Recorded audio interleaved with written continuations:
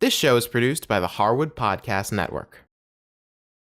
Hi, I'm Kevin Harris. We love making this show available to you free of charge. If you'd like to help us keep it that way, you can make a contribution to our Karma Jar. For more information, visit our website. Hey there, everyone. Today's featured guest is Whitney Nichole. Welcome to Live from Basics.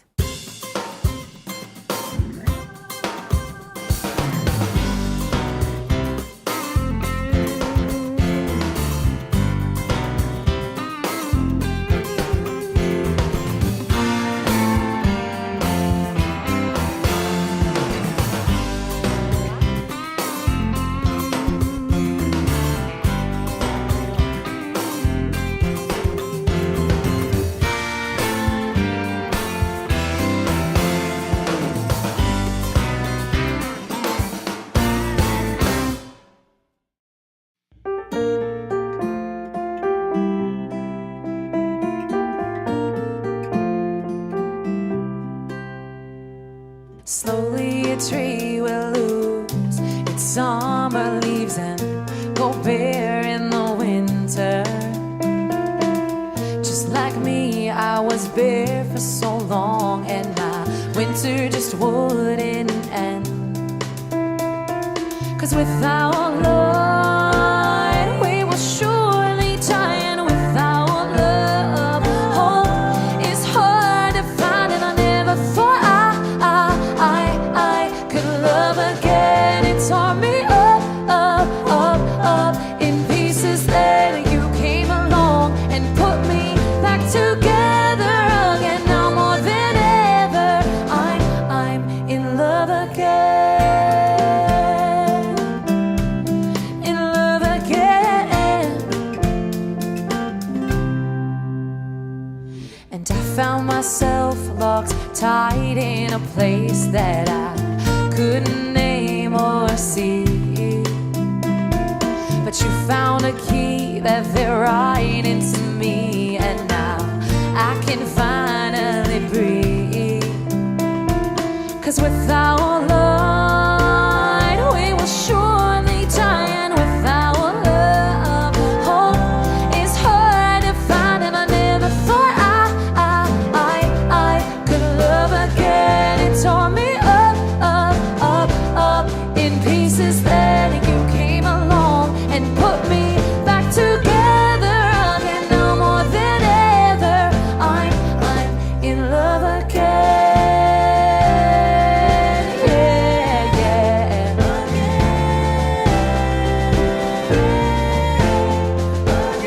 And your light inspired me to grow. You made me stronger.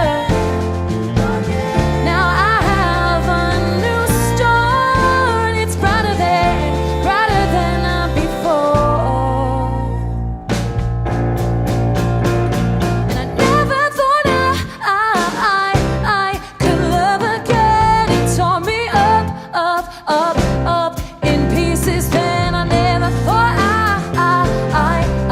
could love again. It tore me up in pieces. Then you came along and put me back together again. Now more than ever, I'm in love again. In love again.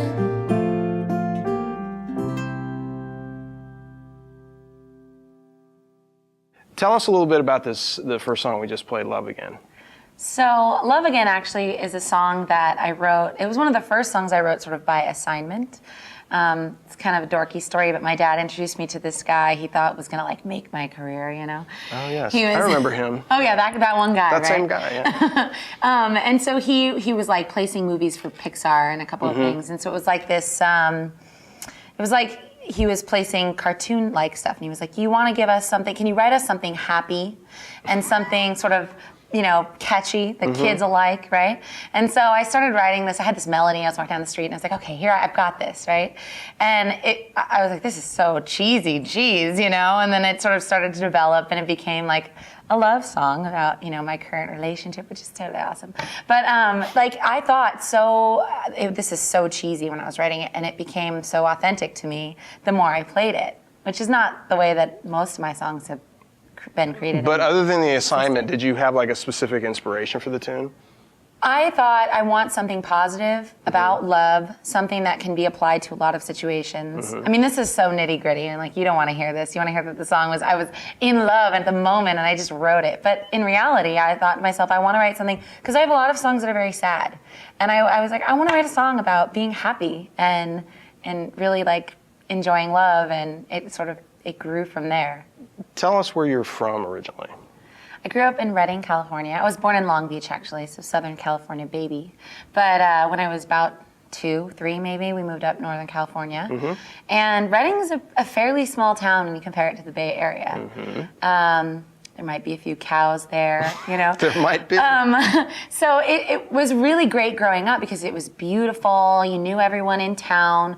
But on the more conservative side, and I would say I fall on the more like liberal side. I would cause a lot of trouble as a kid. I did not know that. You can't tell from the music? No, I couldn't tell.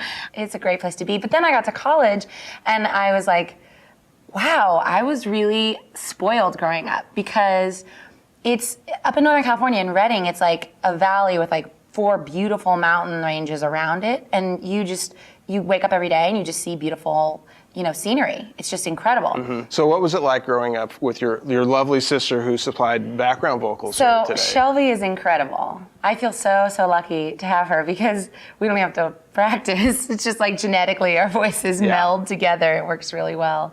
I feel like so lucky. We started singing together, at a very young age, and we'd fight and then we'd sing and like all kinds of stuff, We still do the same thing. I've noticed that a little bit. So when you were a kid, and what kind of stuff were you listening to? Well, that's an embarrassing question for me. Delightful. Because I had to be honest, I was a fan of the Backstreet Boys. It's just so embarrassing. Don't be ashamed. It's okay. No, one of my best friends and I went and saw, her mother took us to see a show in Southern California, and like I had the sign, and I was so excited about it. It was ridiculous. I also listened to like Mariah Carey, some like big divas, Whitney Houston, Christina Aguilera, as I got sort of my preteens. I got cooler sort of in high school, and like started listening to like the Chili Peppers, some male rock bands like Incubus. And then in college, and then more to now, I listen to a lot of like folk, indie folk. We're about to play Linger, so where did that one come from? Linger is a song I wrote sort of to interpret what a good friend of mine was going through.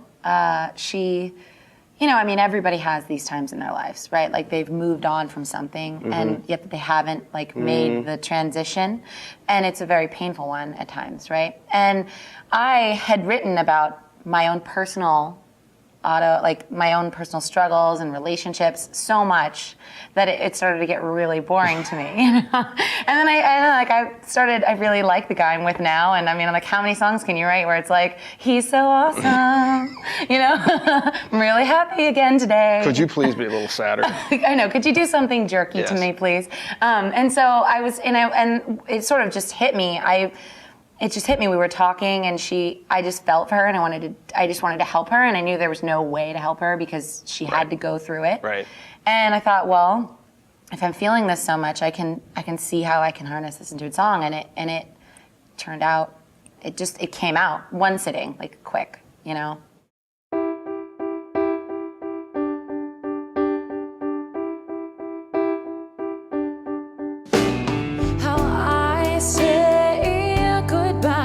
It's like rain falling from blue sky. It's like tears coming from your eyes. 'Cause I can't save you now. No, I can't save you now. And I've held your hand so tight, so long, blood run out my fingers. It's starting to show that I've gotta let go. Let this linger, 'cause this hurts like hell. But I feel, at least I can feel. Now you wish your life would stay the same.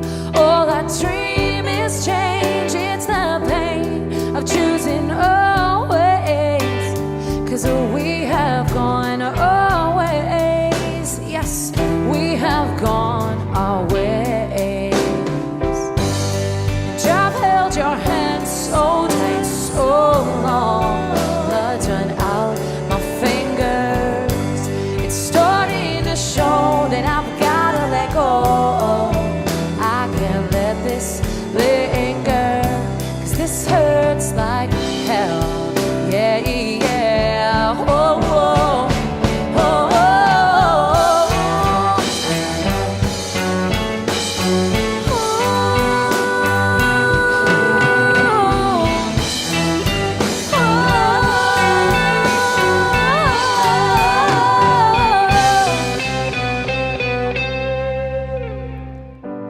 and I've held your hand so tight, so long. Yeah, I've held your hand so tight, so long. Blood run out my fingers. It's starting to show that I've gotta let go. I can't let this linger. And I've held your hand so tight, so long. Blood run out my fingers. It's starting to show that I've gotta let go. I can't let this linger.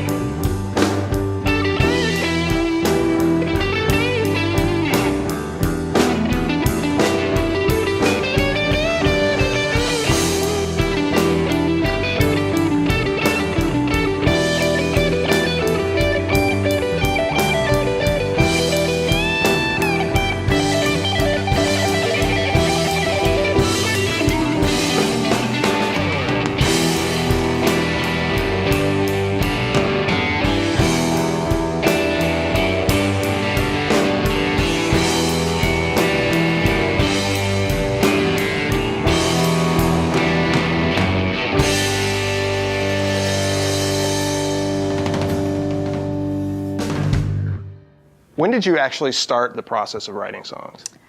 Later than most, later than you would think. I was 22.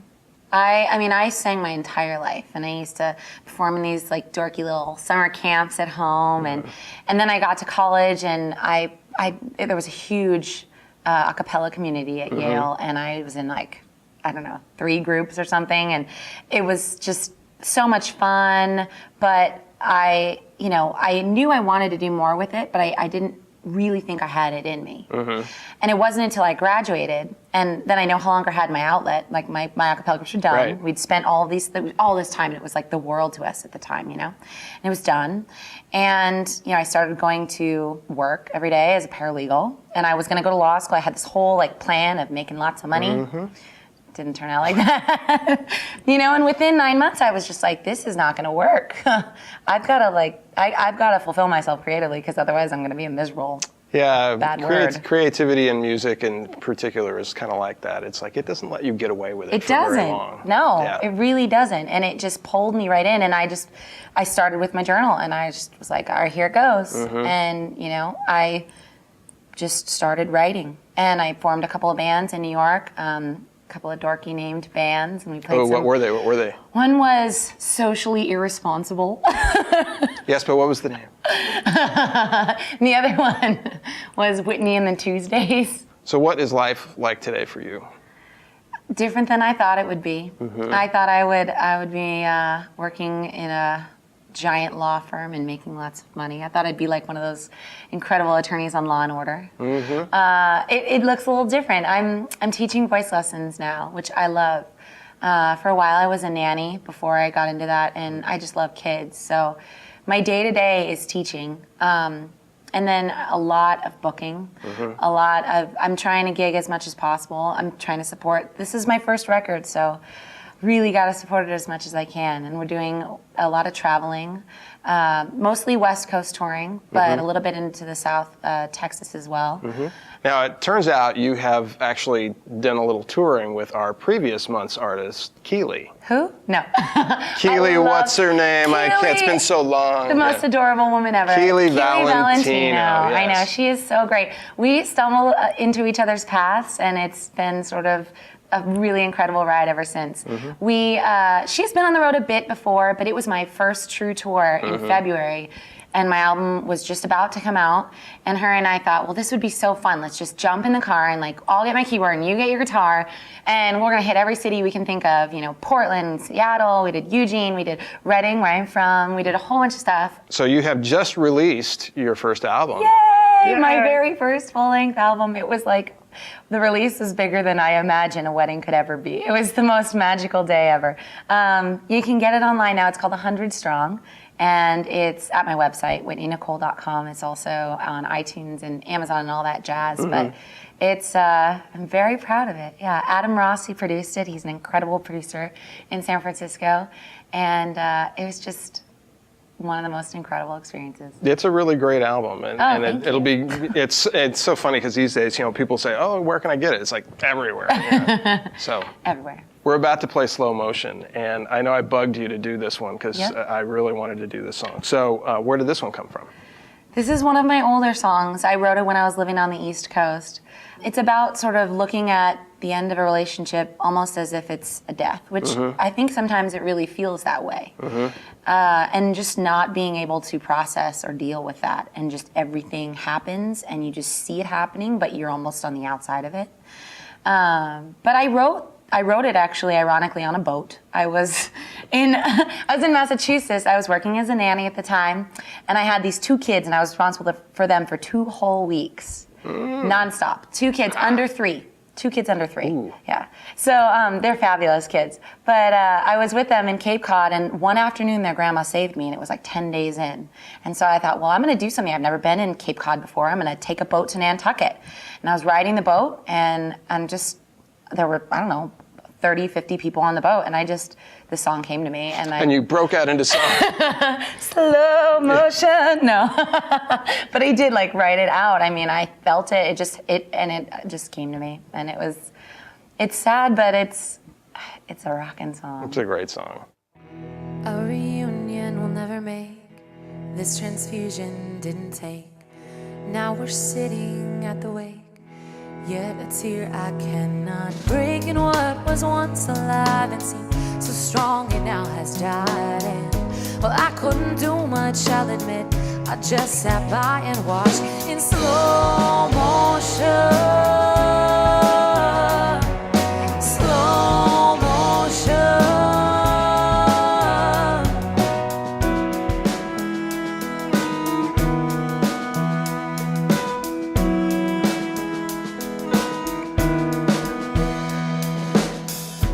As guilt washes over me, I wonder why I cannot grieve. 'Cause still in death there's no reprieve. I find your power over me to be transfixing, and I'm stranded somewhere in between the lines of life and death, where everything around me moves in slow motion. Slow motion.